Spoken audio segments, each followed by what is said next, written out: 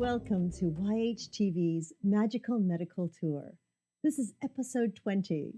Thank you for joining us today. I'm Christina Suzama, and with me is our wonderful, wonderful medical guide, Dr. Glenn Woolman. Hello, Glenn. Greetings, Christina, and greetings, everyone. Welcome to Magical Medical Tour.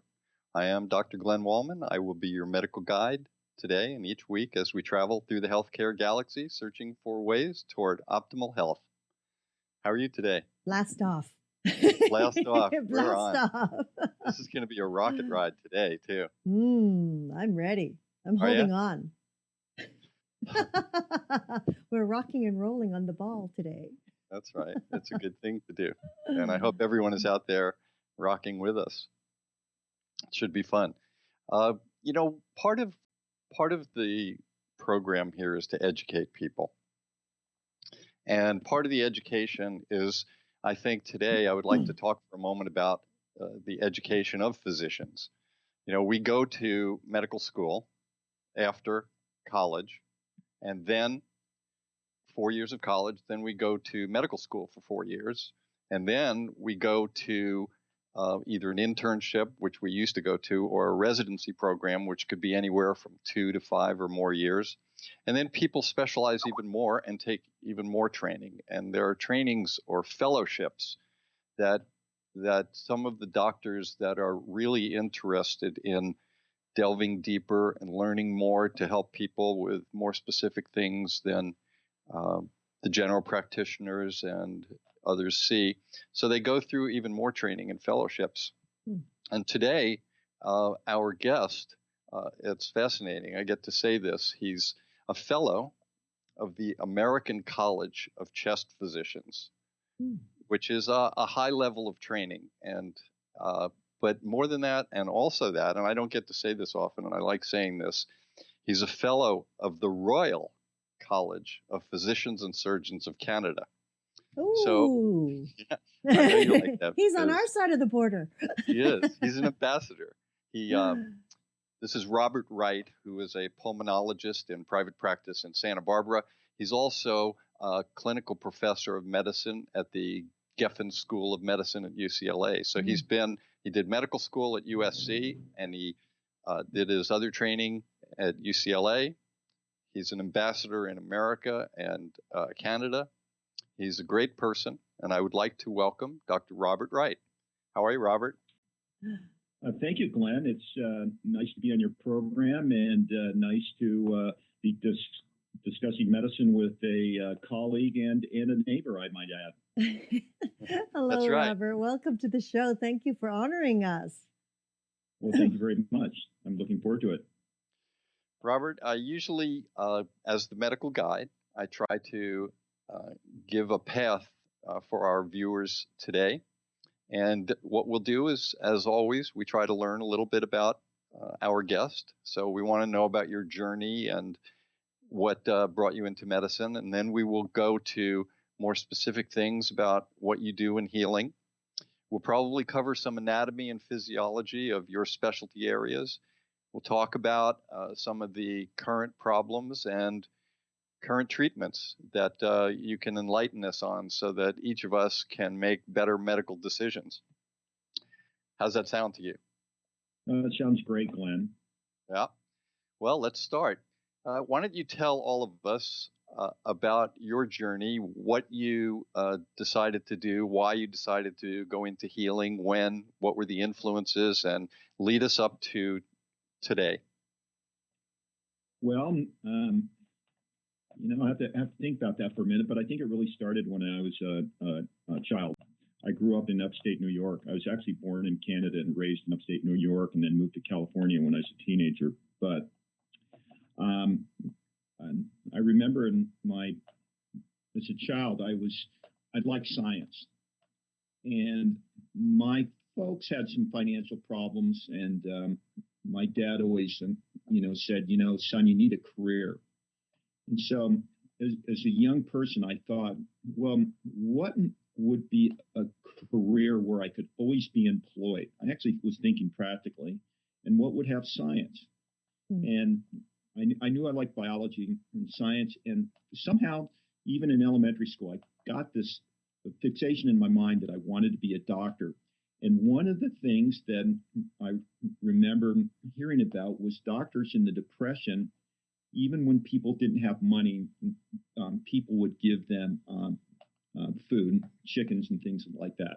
Mm. Now, our economy is not that bad, and I'm not worried about that. But I always thought, if I become a doctor, I not only can help people, but I'll always have a job. And I've always felt comfort, a lot of comfort in that. Mm. As I got older, it turns out my older brother went into cardiology and became a physician, so I had him to look up to. But there were really no other people in my family that were physicians. But I kept that goal in mind.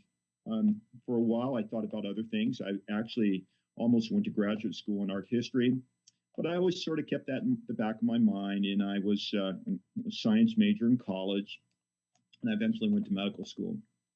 I went to medical school. I enjoyed the science.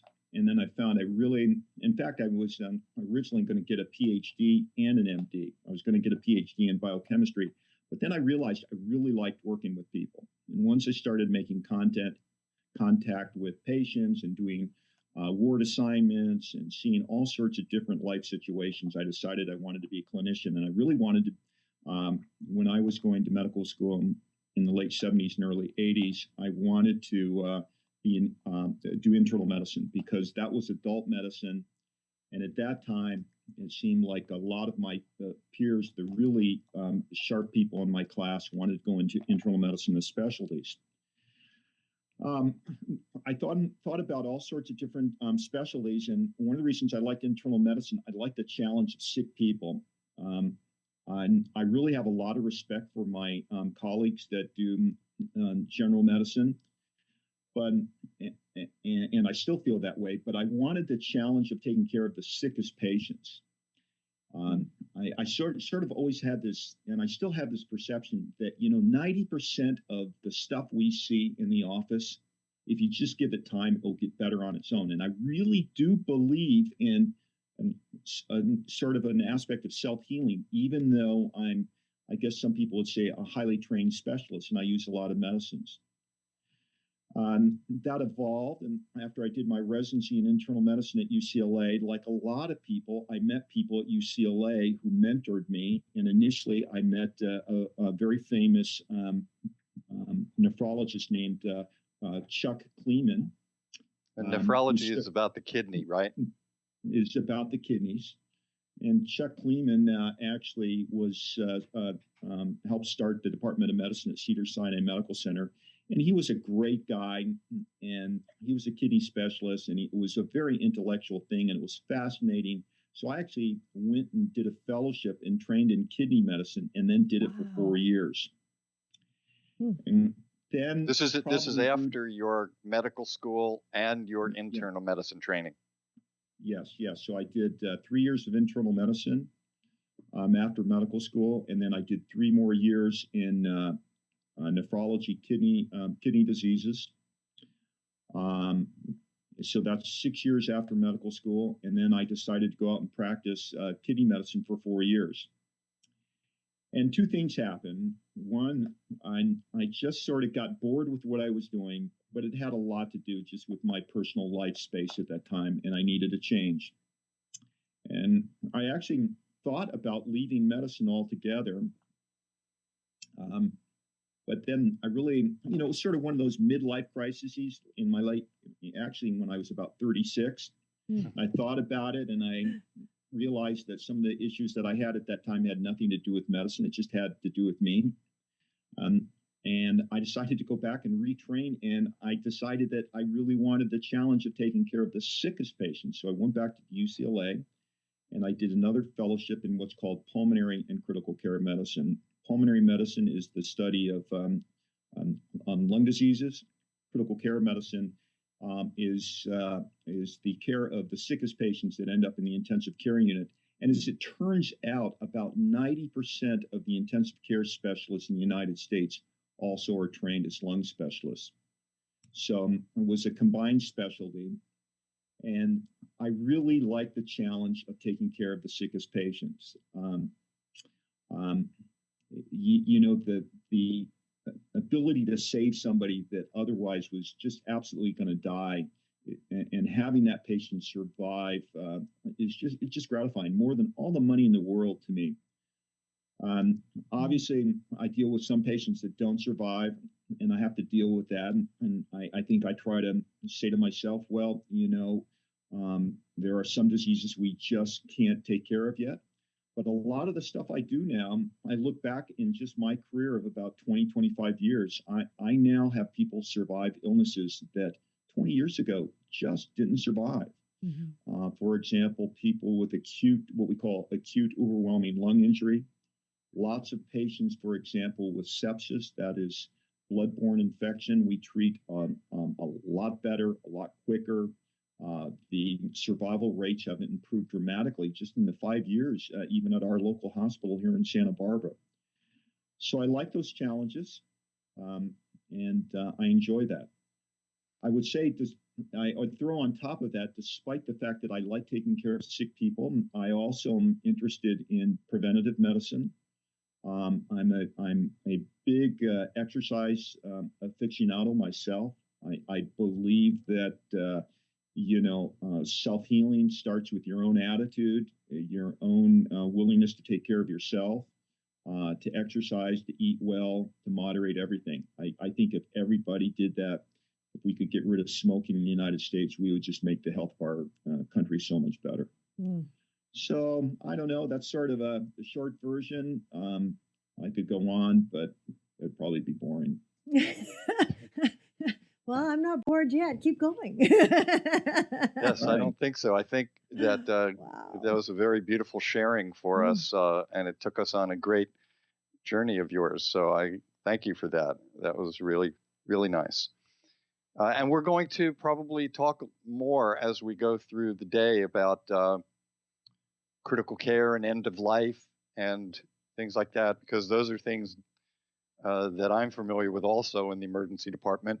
But I think it would be a really good idea to maybe give some people a little anatomy and physiology of the lungs so that when we start talking about some diseases, they can understand them a little better and maybe get some more insight into why you treat things a certain way and what they need to avoid, et cetera. So maybe just a little anatomy of the lungs and the trachea, the respiratory tree, and also maybe the physiology of how breathing occurs, et cetera.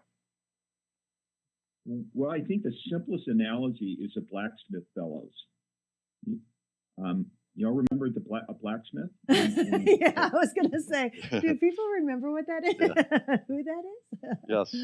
Under the spreading chestnut tree, the village smithy stands. You mean that one? Particularly that. We have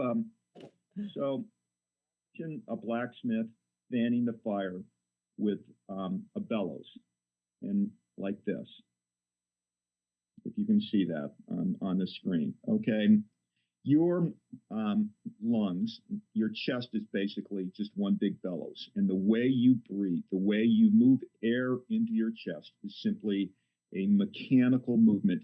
You expand your lungs, and then you relax your muscles, and air passively moves out of your lungs. So inhalation is an active motion, and it turns out that there are two large muscles on each side of your chest, the diaphragms. The diaphragms are these large muscular structures that separate the lungs from the abdominal cavity, and these muscles contract, and they pull, they basically expand the lung cage, and it's that expansion, like a blacksmith bellows, when you're pulling the bellows open, that sucks air into the chest, and then as you relax, the bellows relaxes and squeeze air out of the chest.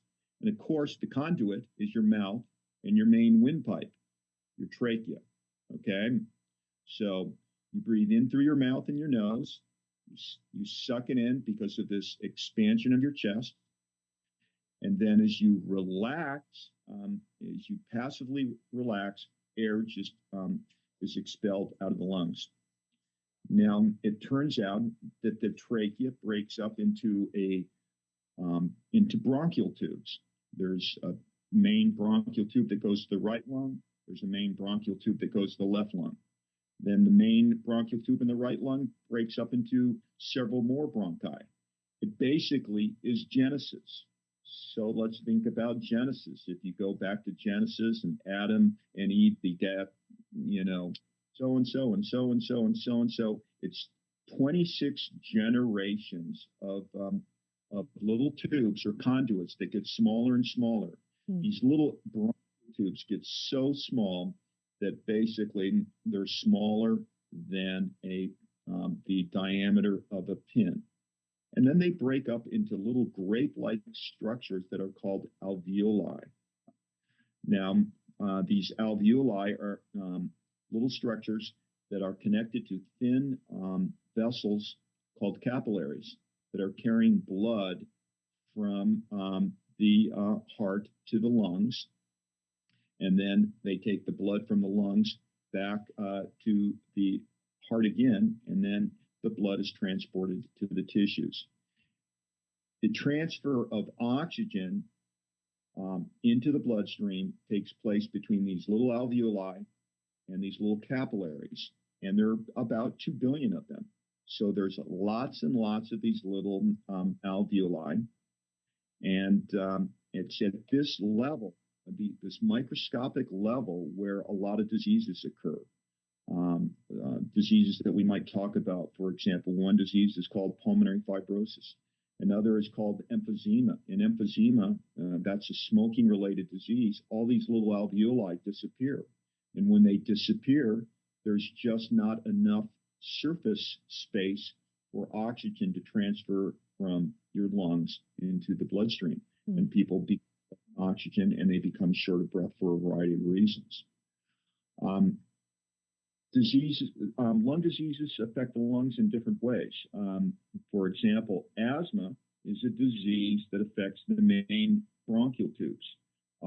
It doesn't affect the little small air sacs, but it affects the bronchial tubes. And what happens is a bronchial tube, instead of being dilated, becomes constricted and inflamed. And you will see that people with asthma are taking inhalers. And what those inhalers do is they get into the bronchial tubes quickly and help dilate up and reverse the constriction of the bronchial tubes. There are diseases that affect the circulation to the lung. For example, one of the most common things that we see is what we call pulmonary emboli. Those are blood clots that travel to the blood vessels of the lung, usually from the legs and down in the pelvis. And the most common things that cause that are prolonged sitting, for example, on an airline flight, transcontinental flight. Several times a year, I'll see somebody with blood clots. And the other thing is birth control pills in women. Estrogen, particularly elevated levels of estrogen, can potentially cause clotting in some women, not all women. And I'm sure you're all aware of advertisements you see on TV associated with a certain birth control pill, and contact your lawyer if you've had a blood clot. Rob, yes. I was going to ask you about the nervous system and breathing before we move into some of the other little diseases that we have. How where breathing actually starts and what controls the diaphragm, things like that. Well, fortunately, breathing is involuntary. In other words, you don't have to think about it. But it turns out that in your lower brain, what we call the brainstem, which is the highest part of your spinal cord, controls breathing. And there is a little center, or what we call a respiratory center of the medulla, that triggers respiration, and you don't have to think about it most of the time. Now, it turns out occasionally people have brain injuries or strokes, and people have to think about breathing. It's a very rare phenomenon, but I just recently saw it. It's some people call it Undine's curse, a little piece of history. Undine was a Greek king, And his daughter was dating a young man, and the young man jilted her. And King Ondine said, "Oh my gosh, I don't like the way you behave. I'm putting a curse on you, and you have to think about breathing for the rest of your life." So Ondine's curse is, so to speak, is a condition in which you actually have to voluntarily contract your diaphragms. So in other words, um, for most of us, essentially all of us, we don't have to think about breathing, but we can override that and take deep breaths when we want to. Um, so, if I want to take an extra breath, I just go and do that. I'm thinking about it, but most of the time I'm not thinking about the breathing, which brings up a very interesting clinical scenario that you don't realize you just asked. And that is, lots of patients come to my office complaining of shortness of breath. And there are lots of reasons to be short of breath. But some of the time, it ends up being anxiety. When people become anxious, they start thinking about their breathing. They think, "Oh my gosh, I can't catch my breath. I'm having trouble breathing." Now, it's up to the lung doctor to decide that there's not a medical condition other than anxiety causing that. And generally, we'll do a series of tests. We might do a chest x-ray, we'll do an exam, some simple breathing tests. But sometimes, and not infrequently, and probably a couple times a month, I will see somebody who's going through a lot of mental anguish, stress, a divorce, financial problems, and it really boils down to they're anxious. And one of the key features of this type of breathing is they'll give the history like this. They'll say, "I can't catch my breath, but every now and then I can. If I just take a deep breath and go, I'm okay for a minute."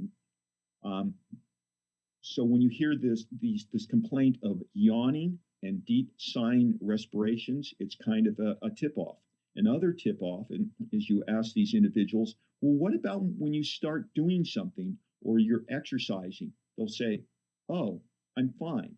And generally, the thought there is when you start doing something, you're not thinking about your problems. You're more relaxed.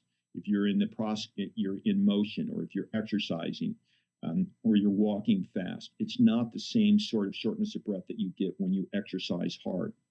So there is certainly a voluntary mechanism to breathing, but fortunately, most of the time we don't have to. Otherwise, we wouldn't be able to fall asleep at night. That sounds like a terrible curse to have. That's amazing that even among the Greeks and mythology, they still had daughters and boyfriends and jiltings and curses, etc. You know, it's interesting for me because as you spoke, the autonomic nervous system, or that part of the brainstem, takes care of a lot of the things that we don't have to consciously think about, like our heartbeat and temperature control and like we said, breathing and pHs in the body. And one of the only ones that we can connect with is the breathing system. As you said, we can take a deep breath, we can hold our breath, we can change our breathing for a little while anyway. And that seems to be one of the most interesting parts for me about the concepts of meditation, because most of the people that train people to meditate or teach people to meditate start simply with watching the breath, looking at the breath, taking control. And I always felt that part of that was that it seems to connect us to our lower brainstem, and then we can become more grounded and centered, and then we go into deeper forms of meditation. Do you have any thoughts on that? And I agree with you 100%. And I have a personal example of that. This past weekend, my grandchildren were in a wedding, and they were the flower girls and the ring bearer. And my granddaughter Gwen, who was just a doll, a cute little girl, about 5 minutes before the wedding, she just started having a meltdown. She was scared, she was starting to cry. And her mother, who was also in the wedding, said, Dad, you got to take care of Gwen. Help her out. Help her out. She's panicking. So I went over to her. I, I knelt down next to her and I said, Gwen, look at Grandpa. Look at Grandpa. Take a deep breath in, breathe out. Take a deep breath in, breathe out. We did that for about 30 seconds. And voila, even with a 4-year-old, it really worked. So absolutely. And I know myself that breathing, as much as we talk about it being involuntary, voluntary breathing and slowing your breathing down and just relaxing and doing rhythmic breathing helps a lot. I do this myself all the time. In fact, I think I'll do it right now. Perfect. We'll all do it with you. There's a lot to that, and I do think meditation is very helpful. It's interesting. I'm not an expert on meditation, but I believe in it, and my understanding from the great yogas and a lot of people that meditate is that people that are really good at it, and not only slow their breathing down, but they can actually control those things that we think you can't control, such as heart rate. And I've noticed that myself. I tried that myself, and I think if you really relax, you can slow your heart rate down a little bit. I think you can just relax the whole system and feel a lot better. So breathing, you can control it, and I think some of the other, some meditating probably has effects. Well, it certainly has effects on heart rate, and probably has a lot of effects on your nervous system and just calming the whole system down and being better able to do the things that you really want to do. Mm-hmm. Well, it's for me, it's just so wonderful to hear you saying all this, Dr. Wright, because growing up, I come from a family that has this lineage of asthma and other illnesses and eczema, which is all connected, they say. And, having grown up with inhalers, like 4, to get me through each day. And, it's really interesting because, I'm the youngest of 6 and the black sheep, of course. And I have other siblings that are older than me. Yes, truly bad. And it was so wonderful because, I lost my father when he was very young, and I think I was about 10 or 11 years old. And by that point in time, I was like doing phys ed maybe 50% of the time, not allowed to go out because of, shortness of breath all the time, the asthma kicking in, allergies, etc. Very frustrating as a young child, especially me, very active, very frustrated. And when my father passed away, I just said, I'm done. I'd rather go with him than stay here and deal with all this. So I had remembered one time my father said to me, if you didn't have these issues with your lungs, you would be one of the best sprinters out there in track and field. Whatever made him say that, I don't know. And the year that he died, I said, I'm packing it in. I said, I'm going out there and, having the big sports day at school. And I was only 11. And I remember saying to my mother, if I die on that track, I'm at least going to be with Dad now. But I'm going to give it my best shot. And against even the teachers who had my mother sign a consent form and everything, I went out that day without training and ran and took home the trophy that sports day. And from that point on, I continued to run. And no matter how hard the struggle was, it, to me, completely reversed everything that was going on in my body. I started to get stronger. I started to do cross-country running, long distance running. By the time I was 15, 16, I was running with the firemen down the street 3 miles every morning. And the inhalers just started getting dumped in the garbage can. And people would tell me, well, that's just because, you've grown out of it, which I don't so much believe it was growing out of it, but actually strengthening the part that was so weakened, and the more that I stayed away, the worse it got. And I see that in my sibling, one of my siblings now, who, as he's gotten older in his 50s, it's a struggle. It's a struggle. It's always that having to take that deep breath, and the children going into the hospital for emergencies. And I'm going, no, have them blow balloons, have them hike, And it's so wonderful to just hear you say about the exercise and about how when you're exercising, your mind is off of it. And I think it's just magnificent to hear you say that. Thank you so much. You, this is a great segue with the Olympics coming up. So I feel very strongly about asthma. So let me tell you some things people don't know. And I could probably talk for hours on this. And for one thing, asthma 30, 40 years ago, pediatricians used to say, right, don't exercise. It hurts you. Now look at today. There are world-class athletes that have, in fact, severe asthma. Jackie Joyner, who has set multiple world records as an elite woman track athlete, takes a lot of asthma medications. And Wow. so I would have to say that the medicines do work. You should take them if your doctor feels you need them, but exercise is key also. So, and another really interesting fact is at the last two Summer Olympics, between 30 and 40, you're not going to believe this, between 30 and 40 athletes won gold medals and had asthma. And Wow. so if 40 of the athletes that are winning gold medals have asthma, that tells you that a large number of athletes at the Olympics have asthma.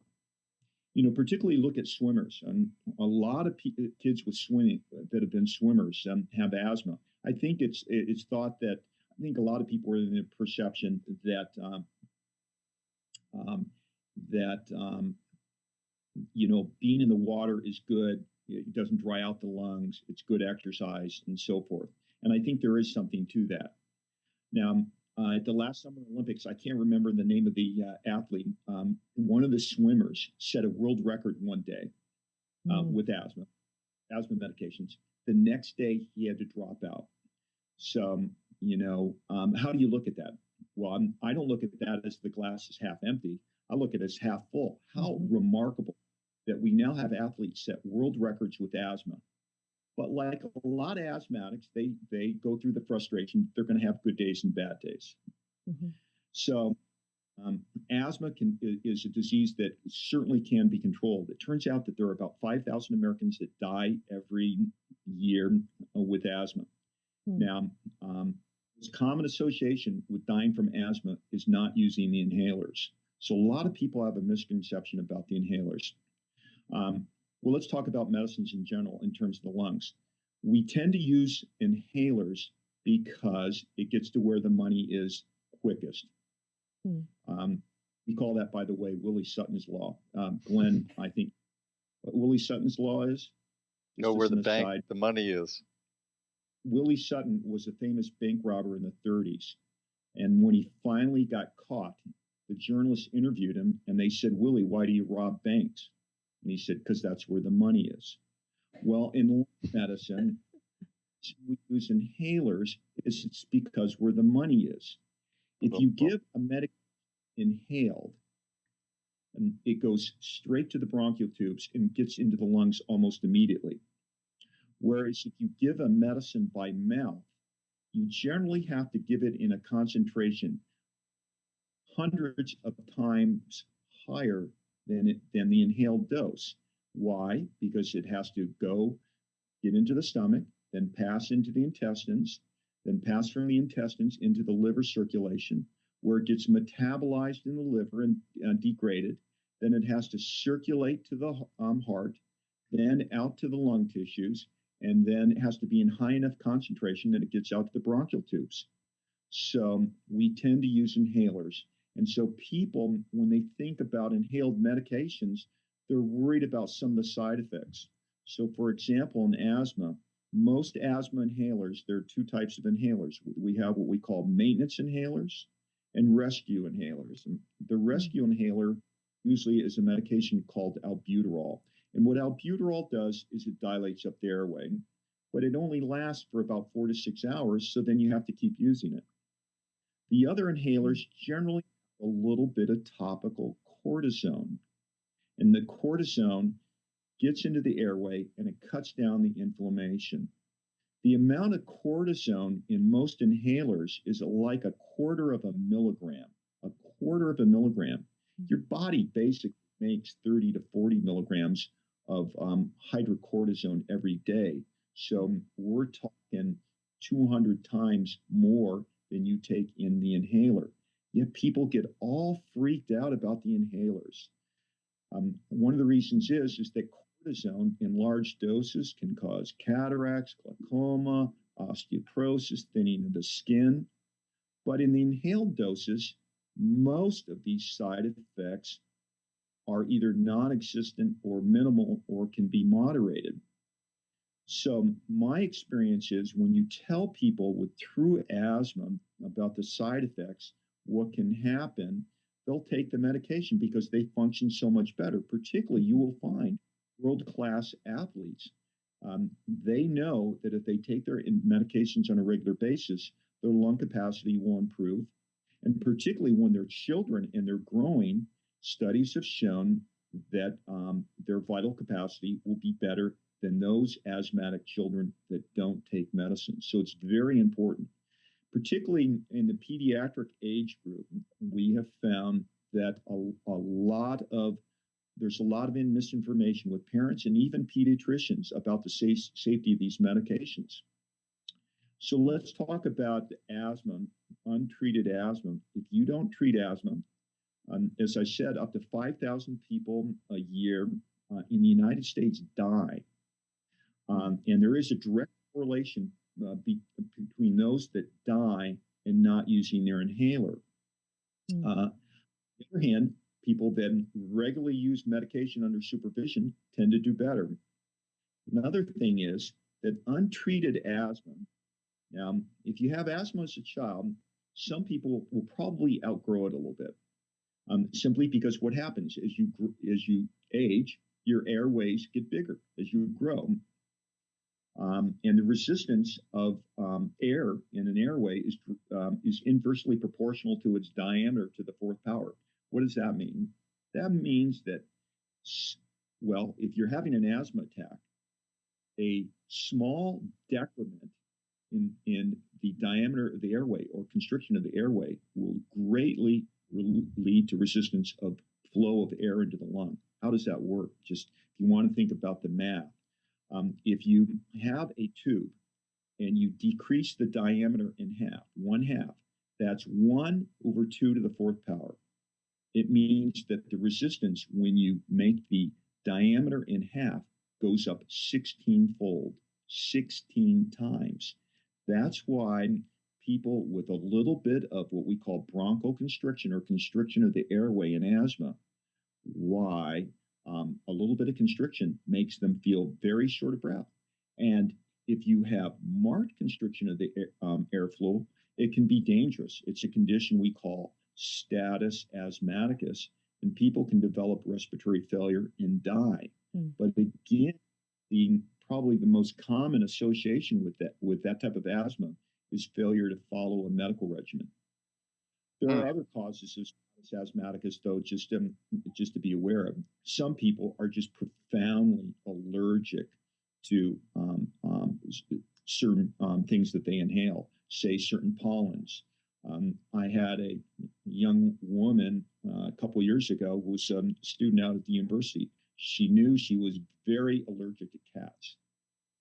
And for some reason, she got it in her mind that she'd like to buy her roommate as a present a guinea pig. She went to a pet store, bought the guinea pig, put it in the car, started to get so short of breath. By the time she arrived at the emergency room out in Goleta, she'd passed out, crashed the car, and she was unconscious because she wasn't breathing. And that's how quickly certain types of asthma can occur. But that's unusual. And people like that generally have to see an allergist and get under a regimen where they can take medication instantly if they start having an attack like that. Usually that would be something what we would call an EpiPen, where you inject yourself with epinephrine. Mm. Most people with asthma that's not controlled, it's due to the fact that they're afraid of medications and they don't take them on a regular basis. Another thing that you know is that you can lose half of your vital capacity. Your vital capacity is basically how much air you can inhale and exhale. You, if you're not exercising, if you're a sedentary person, you won't even start to note symptoms of breathlessness until you lose half of your vital capacity. So that's another reason that lots of people are surprised that they have lung problems later in life. It goes something like this. Mr. Jones is overweight. He's been smoking and he hasn't done anything for years. At age 52, he says, I want to get in shape. He's been a couch potato for years. He's been smoking for years. And all of a sudden, he starts running or walking or just, trying to walk a mile. And he finds he can't do it. He goes in and sees the doctor, and the doctor says, my gosh, your lung capacity is 40% of normal. And he goes, well, how can that be? Well, my explanation is, well, you haven't stressed yourself. You haven't pushed yourself. You've never stressed the system to even put any limits on it. And now that you're starting to do just simple exercise, you now find that you've got significant lung disease. So another thing that I say to people, particularly people that have childhood asthma, is go see your doctor, and you can get a simple test called spirometry. Spirometry is a test where we put a little mouthpiece up your mouth. We ask you to inhale deeply and then exhale as fast as you can, and we can measure the volume of air and exhalation over a unit of time very quickly, and we can tell, really how well your lungs, the bellows, works in moving air. It's one of the key tests. It's a very simple test. It actually costs about $20 to $30 to get done if you go to a doctor's office, and it's really a simple screening measure. I think you covered asthma pretty well for most of us right now. Thank you. And that brings up so many other points, and I would like to focus for a few moments. We talk about disease all the time, and you've mentioned a few of these things. We talk about disease. The best way to deal with disease is to not have it and prevent it. So in our day today, when you're seeing all the things you see in the environment, are there toxins we can avoid in the environment? What are the preventive things, and what are the healthy tips sort of that you can give us about taking care of our lungs before they start to go bad? Well, sort of as they say right now in politics, it's about the economy, stupid. As a lung doctor, I have to say it's about smoking, stupid. Smoking. Did I say it's about smoking? I was going to ask you about smoking. What do you think of that? So one of the most interesting things is about the whole debate about cigarettes and advertising. I just have to bring this up. Most countries in the developed world actually have very strong anti-smoking campaigns. For example, in Australia, I was there in 1998. You get a package of cigarettes, they'll have a skull. Instead of the logo of the Lucky Strike or whatever, they'll have the name of the cigarette manufacturer in small print, and then they'll have a skull with crossbones on it, no smoking. And then on the flip side, they'll have a picture of diseased lungs or lung cancer. Wow. So, and in fact, there was a recent movement to do that, and I believe the Supreme Court turned that down and said that the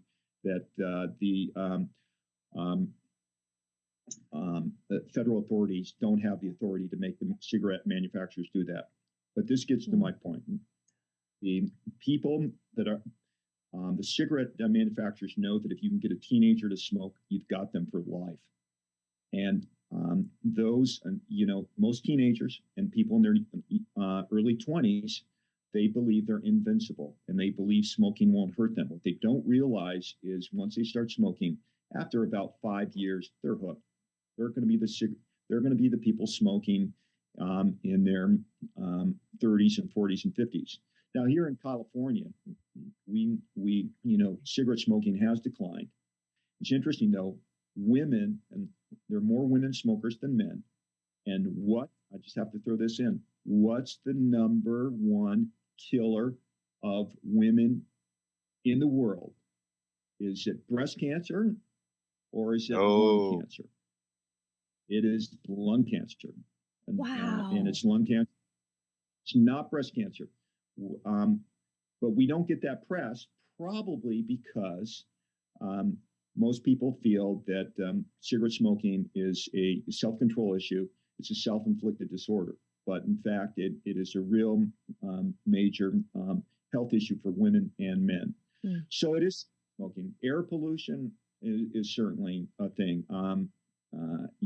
I was glad to move out of Los Angeles, quite frankly.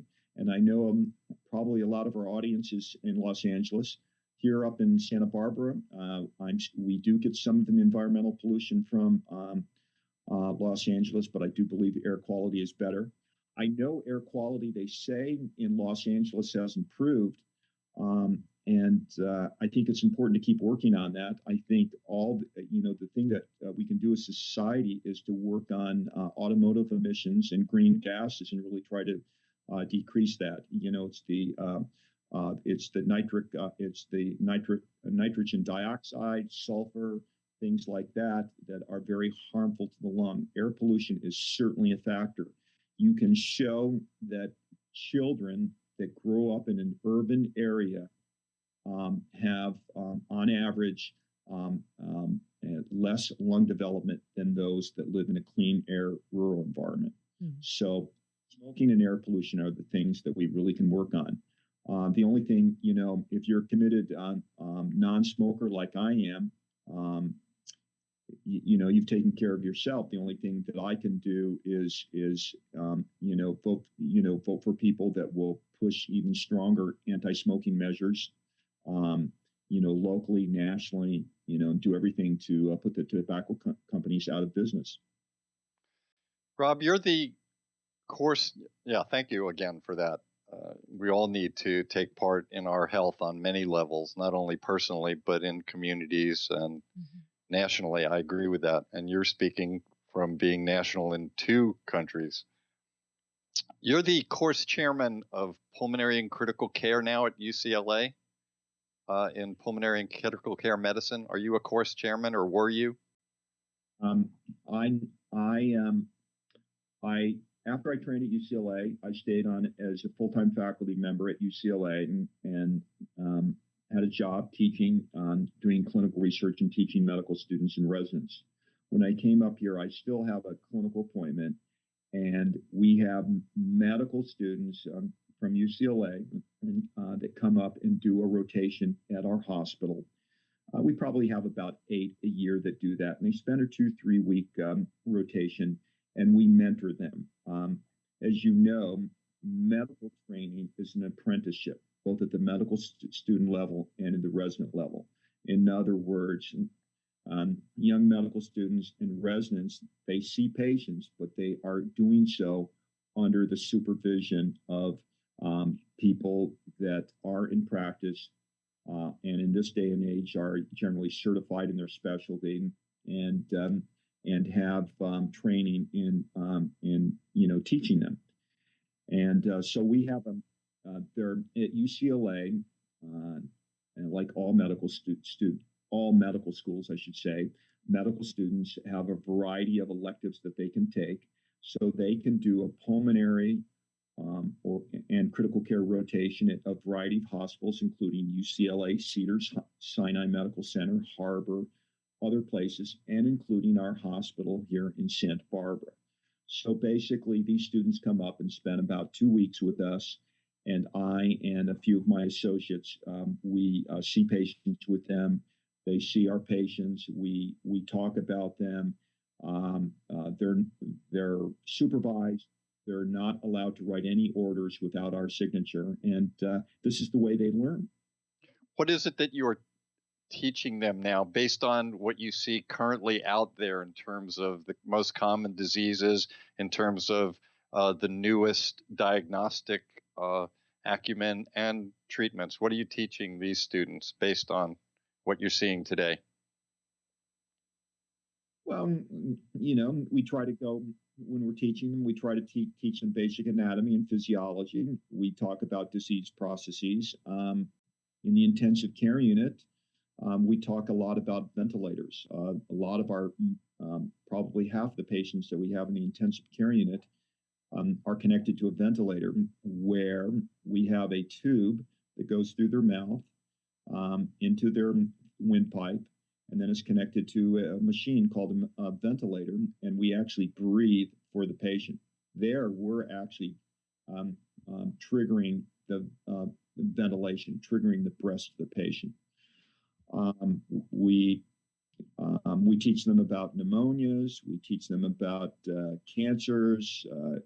We lots of times are seeing patients that have been treated for cancer and might have severe infections as a result of the complication of the chemotherapy. It's a variety of things, Glenn. It's not any single thing. We try to teach them the basics of critical care when they're in the intensive care unit, basic life support, what we call the ABCs, airway, breathing, circulation, the basic things that keep a patient alive, making certain that they provide basic attention to those things before they get off onto the nuances of, more detailed therapies. For example, it really doesn't matter what antibiotic you're giving a patient if they're not breathing. So you've got to, establish the basic things in terms of life support and so on. Mm. I'm not sure I can, in terms of a philosophy, I tell the students to try to be as detailed as possible. In the intensive care unit, it's very easy to sort of get detached from the human being, because sometimes these patients are comatose and unable to communicate. I tell this that even a comatose patient, you don't know what they're hearing or experiencing. Talk to them like they're a normal human being. It's a tendency sometimes in the intensive care unit to walk in and shout at the patient. And I say, you don't need to shout at them. Just talk to them like they're normal. Even if they don't respond back to you, just talk to them normally. I have a question about when you're in critical care and you put someone on a respirator, that means you're breathing from them, and family members are coming in, and sometimes there's a question of this could be the end of life. Do we turn off the respirator? Do we leave on the respirator?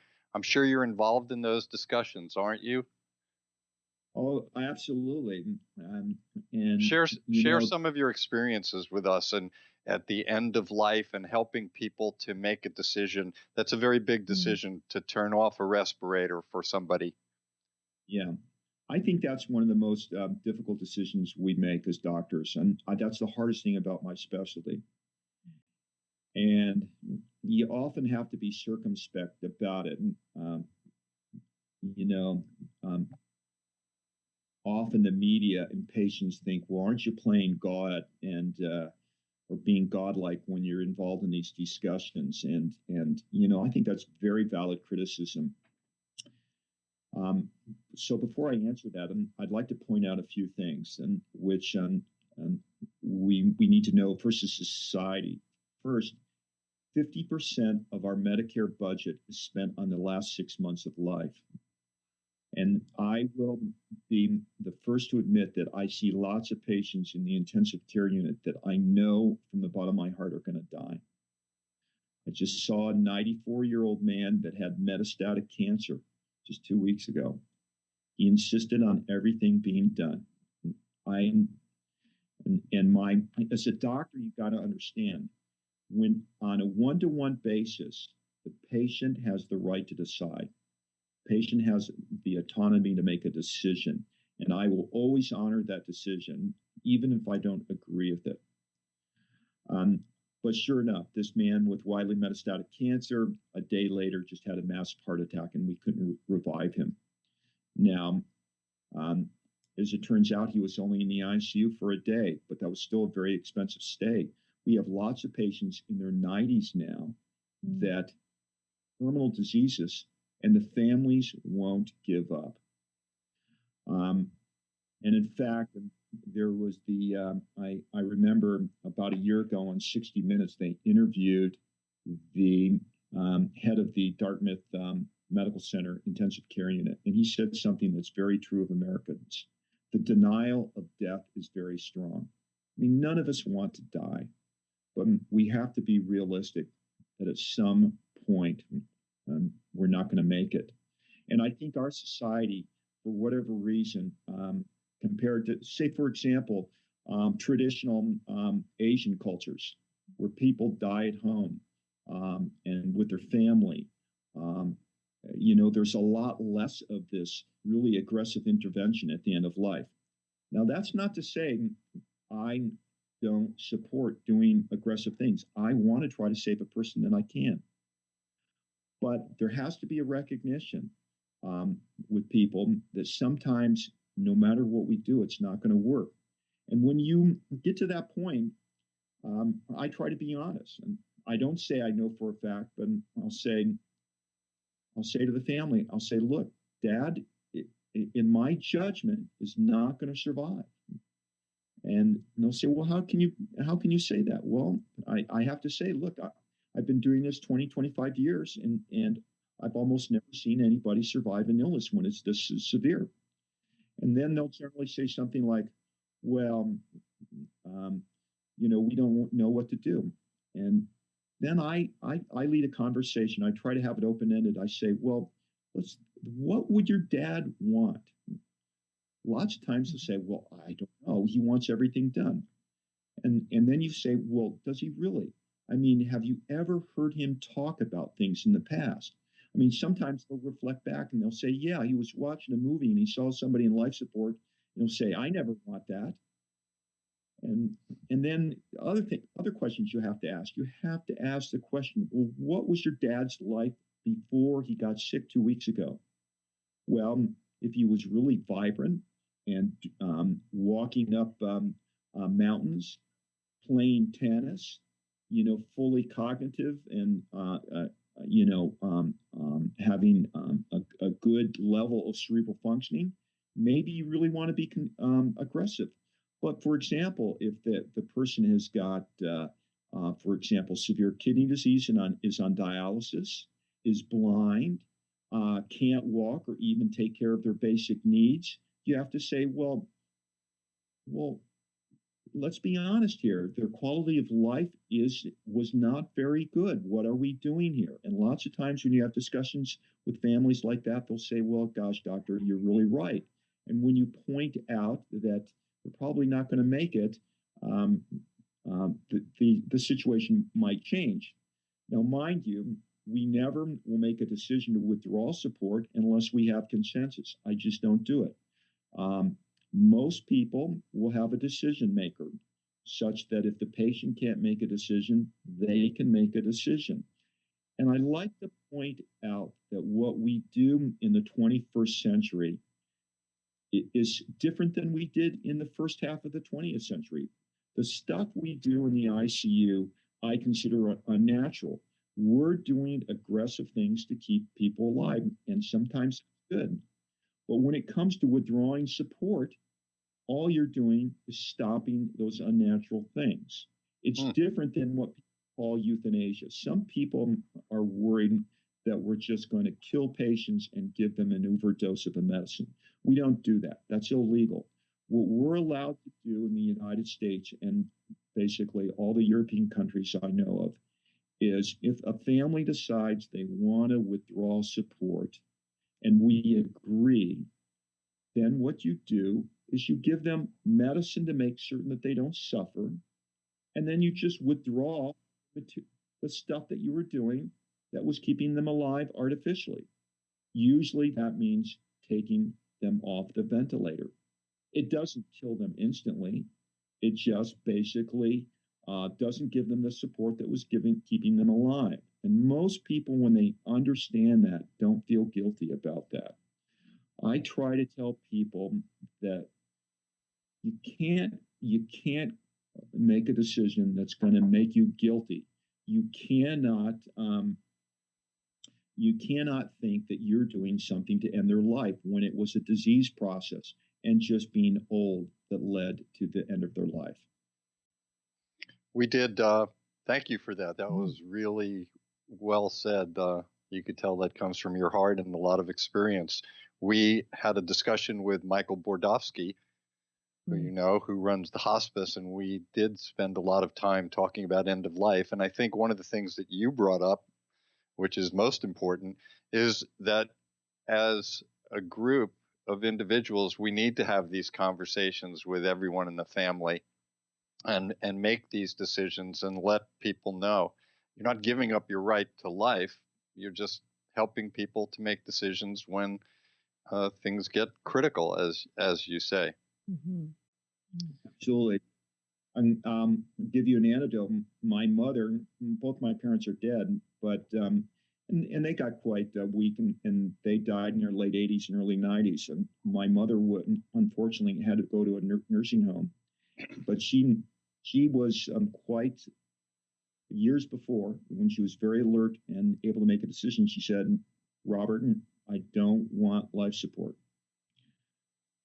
Well, sure enough, she had a cardiac arrest, and the doctor on call, instead of looking at the directive, looked that and saw that, oh, her son is a doctor, he'll want everything done, and put my mom on life support. And I had to go and withdraw life support of my mother. I didn't like doing that, but I knew that's what Mm. she wanted. Interestingly enough, I said to the doctor, I said, "Well, why did you do that?" And they said, "Well, because you're a doctor." And I said, "Well, why would you treat Hmm. any differently any other patient?" I said, "You should have honored our wishes and my mom's wishes, not, by treating me special, you treated me worse than you treat Hmm. your average patient. You didn't honor our wishes." Mm. But at least for me, with my mother, she had made it really clear, and I knew her quality of life was very poor, and I knew that I had to do my duty as a son and let her go, and I did, and I've never regretted that decision. Mm. Perfect. We did the Wonderful. same with our parents. Uh, I always ask our guest for a special health Well, tip. Glenn, before you Yes. do that, there's a question that came in. Oh, sure. We can ask that after the question. Either way. Well, no, I want to be No, first. let's give No. her.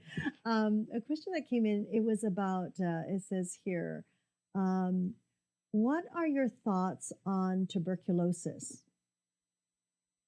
Is Tuberculosis, and I'm glad you asked that. I just diagnosed a case 2 weeks ago, and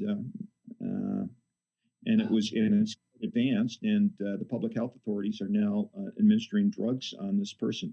Hmm. Well, one thing, it's out there, and for a variety of reasons, but mostly due to world travel, it can happen in any one of us, and you may not know where you get it. In fact, we know that tuberculosis is highly infectious. It's an airborne infection. What that means is when a person with tuberculosis exhales, it's in the air for a certain period of time. So, for example, I hate to scare you, but you can be at a grocery store and somebody coughs in the aisle, and you're in the other aisle, but then you walk over to that aisle, and even though that person that has the tuberculosis has left the aisle, you can inhale that air, and that may be the way you get it. oh, Now, probably not for the majority of people. Usually, the people that get tuberculosis have had direct and close contact, usually family contact, with a person with an active case of tuberculosis. Tuberculosis is one of the major causes of death in the world. I think it's probably second or third. Malaria, I believe, is first in the world, worldwide.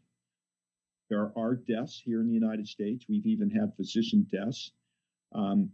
tuberculosis is getting resistant to our drugs. The reason for drug resistance is multiple, but mostly it's due to the fact that people with tuberculosis start to take their medicines and then don't complete them. That's why public health authorities, if you have tuberculosis, will jump all over you and make you take medication.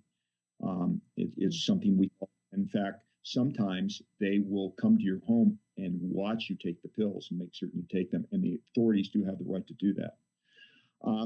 Tuberculosis is treatable, but advanced tuberculosis sometimes is fatal. I don't really know how to avoid TB. I mean, if you get exposed, you're exposed. If you think you've been exposed, you should talk to your doctor. There is a simple skin test that can be done that they repeat after 3 months, and it can give an indication as to whether you've been infected. If caught early infection can be controlled with usually 1 or 2 drugs very easily before it becomes a very active infection of severe pulmonary tuberculosis. And what would be the symptoms to that? Symptoms are usually cough, and usually coughing up blood, fever, and particularly night sweats and weight loss. So fever, night sweats, coughing up blood. The things you think about, the 2 diseases you probably think about the most are tuberculosis and lung cancer.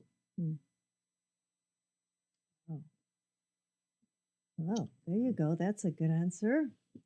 Also, tuberculosis can be found in other parts of the body too. Yeah. So it isn't always in the lungs. It can be found in the intestines, the kidneys, the bones, but the portal or the route of entry into the human body is through the lungs, always through the lungs. So it starts in the lungs generally, 99.99% of the time. There are rarely some other ways that it could be obtained, but it's basically an airborne disease. And if it's outside of the lungs, it's usually because the lungs have healed up a little bit, but it's spread to other parts of the body. And that's pretty serious condition also, and usually it will be associated with fever and weight loss. Wow. And it is complicated. It generally takes 4 different antibiotics for 6 months of treatment to treat active tuberculosis. And if you do have tuberculosis, the public health authorities are going to isolate you. They're going to test your family and try to keep you out of the public. Wow, that's really frightening when you're getting on and off a plane, isn't it? Fortunately, it is, but unfortunately, most of us don't get it. And the other thing, TB worldwide, particularly in Africa and Asia, is associated with crowded living conditions. As I said, the closer are you to someone with tuberculosis, more likely to have it, and lack of access to medical care and poor health in general. Generally, Americans such as ourselves don't get exposed as much, or we can fend it off better. But again, we're all potentially susceptible if we get exposed to somebody with tuberculosis. So do individuals like that have to wear a mask if they choose to go out, if they've been diagnosed with TB? When they're in the hospital, we keep them confined to a room until we keep testing their sputum for tuberculosis organisms. And we can tell that the number of organisms is declining. And once we no longer see that on what we call a sputum screen, we allow them to go home. And then we generally isolate them for a period of time. And generally the public health authorities want to see 3 sputum samples that don't have any TB in them at all. And then they'll say, okay, you're free to go out in the public. So yes, you put a mask on them when in the hospital and when they're going down the hall. but generally speaking, we just try to isolate the people altogether. Mm-hmm. A mask does provide some protection, but it's not 100%. Mm-hmm. I mean, look at myself. I've been doing this 25 years, and I've been exposed to lots of TB patients. And when I go see a patient that I think has tuberculosis, I put a mask on. I never, knock on wood, converted to a positive tuberculosis skin test. I hope I never do. But probably one of the reasons I haven't is I have a high index of suspicion. And when I'm around somebody with it, I protect myself. Mm-hmm. The trouble with the average person at the grocery store is you don't know. Mm-hmm. You just don't know who doesn't have it. Now, I can tell you in Santa Barbara, the incidence of TB is really quite low. So the next time, Glenn, you go to the grocery store, I wouldn't worry about it too much. There's certain areas. I'm trying to figure which aisle I should avoid. So, for example, immigrant populations have a much higher incidence. And the immigrant populations are those from Mexico and those from China. Mm. So, go to East Los Angeles, the incidence of tuberculosis is much higher. Likewise, I'm sure there are some Asian areas, that might have a little higher. But it really is more of a social economic issue from these areas than anything else. Mm. There is certainly no TB has no respect for ethnicity or gender whatsoever. So it depends on the part of the world that you're coming from, where there's a higher prevalence of it. Mm-hmm. And there's no way to prevent it either. The only way is to not inhale it and to get it treated, and that's why when you have TB, they want to get you isolated and get it treated so you can't spread it to a lot of other people. There was an episode within the last year or two here in town, and it was estimated that this one individual infected 35 other people. Now, fortunately, they didn't all end up with active tuberculosis, but they ended up with evidence of infection and have to take a prophylactic medicine called isoniazid for 6 to 9 months. Amazing. The other thing that you can always do is to make sure that you're as healthy as possible all the time, keeping your immune system strong and doing all the things we spoke about earlier. Mm-hmm. Mm-hmm. Absolutely. Which is why I think you were going to ask me about a health tip, Glenn. And I don't know that I have a single health tip, but I believe in diet and exercise and rest as much as anything. I myself try to exercise at least 5 times a week. I try to get, I believe primarily in sustained aerobic exercise. I moderate my diet. I personally myself, I avoid red meat as much as I can. I'm more of a fish and vegetable eater myself, and I try to get my rest. I think if you do those things and avoid smoking, and if you've exercised most of your life, I think you got a good chance of living a long life. Short of accidental death and unforeseen cancers.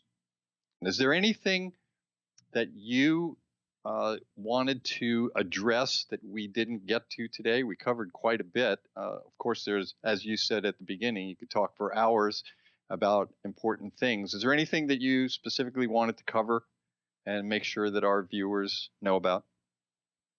Well, I'm sure I'll think of it afterwards, but no, not specifically, Glenn. I just really enjoyed the opportunity to talk, and it's interesting. We've covered a spectrum of things, sort of health prevention on the one hand, and trying to stay healthy, so that you can avoid doctors like me in the intensive care unit. I think the best way to avoid being in the intensive care unit is to live a healthy lifestyle. And hopefully, if you do end up in the intensive care unit, you will have physicians that are empathetic and will do their best to pull you through if it's appropriate. Like yourself. Mm-hmm. Like yourself. I'm grateful to my special guest, Dr. Robert Wright, our special guest, for sharing his wisdom and expertise with us. I want to thank all of my healers and teachers throughout my lifetime. And I look forward to sharing another exploration of a quadrant of the healthcare galaxy on Magical Medical Tour with Christina next week. Thank you, Robert. Thank you, Glenn. And thank you so very much, Dr. Robert Wright, for honoring our community today with all your wonderful information. And thank you, our guests, for joining us here on YHTV, which is yogahub.tv. And we look forward to you joining us again next week at Tuesday at 10:30 a.m. Pacific Standard Time. Namaste. Namaste.